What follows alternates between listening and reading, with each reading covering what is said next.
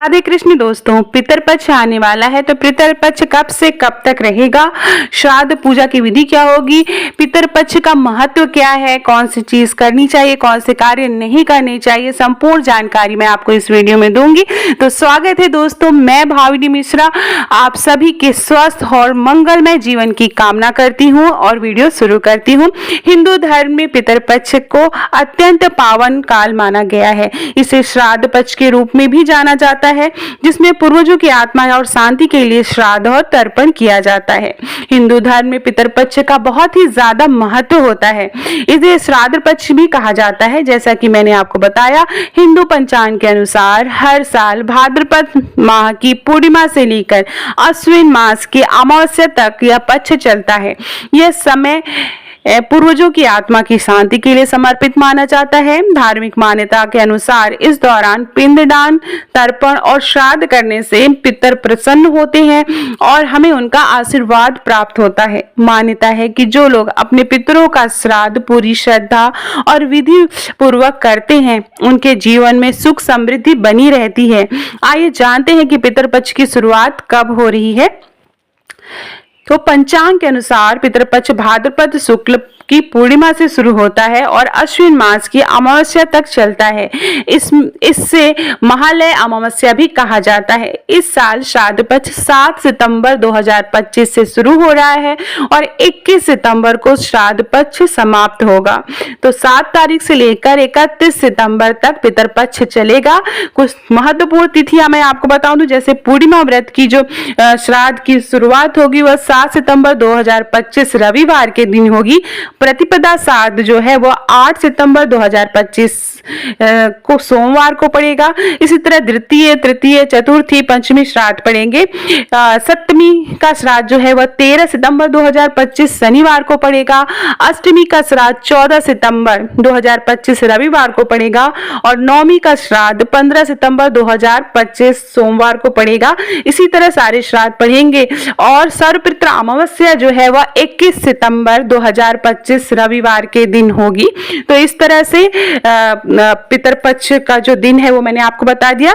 Background में मैं लगा दूंगी किस दिन कौन सी तिथि पड़ेगी, तो आप वहां से संपूर्ण जानकारी आप ले सकते हैं वीडियो में। श्राद्ध किस आधार पर किया जाता है? श्राद्ध कर्म मृत्यु तिथि के आधार पर किया जाता है, यानी जिस तिथि पर व्यक्ति की मृत्यु हुई थी पितृपक्ष में उसी दिन उनका श्राद्ध किया जाता है। अगर किसी को अपने पूर्वजों की मृत्यु तिथि याद नहीं है तो वे अमावस्या के दिन सर्वपितृ श्राद्ध कर सकते हैं। जैसे कि किसी को तिथि नहीं याद है तो अमावस्या के दिन सभी जो है पूर्वज हैं, जो मृतक पूर्वज हैं, उनका श्राद्ध किया जा सकता है। यह तिथि उन सभी पितरों के लिए होती है जिनकी मृत्यु तिथि मालूम नहीं होती है।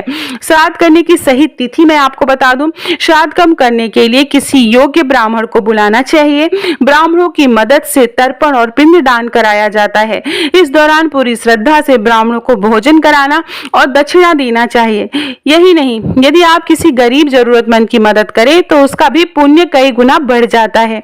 श्राद्ध में गाय, कुत्ते और कौवे के लिए भोजन निकालना बहुत ही जरूरी माना जाता है। इसे भोजन देने के बाद आप अपने पितरों को स्मरण करते हुए उन्हें श्राद्ध ग्रहण करने की प्रार्थना करें।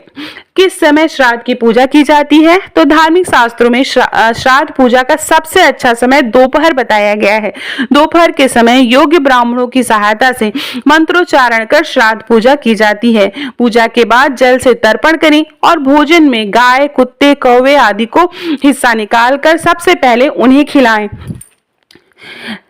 बहुत से लोग गंगा जी के किनारे भी श्राद्ध करते हैं, तो अगर संभव हो तो गंगा नदी के किनारे जाकर श्राद्ध कर्म करें। कहा जाता है कि गंगा तट पर किया गया श्राद्ध सबसे अधिक फलदायी होता है। अगर ऐसा न कर पाए तो घर पर भी विधि पूर्वक श्राद्ध कर सकते हैं। इस बात का खास ध्यान रखें कि जिस दिन श्राद्ध करें उस दिन ब्राह्मण भोजन जरूर कराएं, उन्हें दान दक्षिणा जरूर करें। श्राद्ध की पूजा के लिए जरूरी सामग्री मैं आपको बता देती हूँ। तो श्राद्ध पूजा के लिए कुछ विशेष सामग्री की आवश्यकता होती है, जैसे कि रोरी, सिंदूर, सुपारी, रक्षा सूत्र, चावल, जनेऊ, कपूर, हल्दी, देसी घी, शहद, काला तिल, तुलसी पत्ता, जौ, हवन सामग्री, गुड़, मिट्टी का दिया, रुई, अगरबत्ती, दही, गंगाजल, सफेद फूल, खीर, स्वांग के चावल, मूंग, गन्ना और खजूर। ये जो पूरी सामग्री है इसका भी क्लिप मैं आपको बैकग्राउंड में डाल दूंगी, तो आप वहां से देख सकते हैं।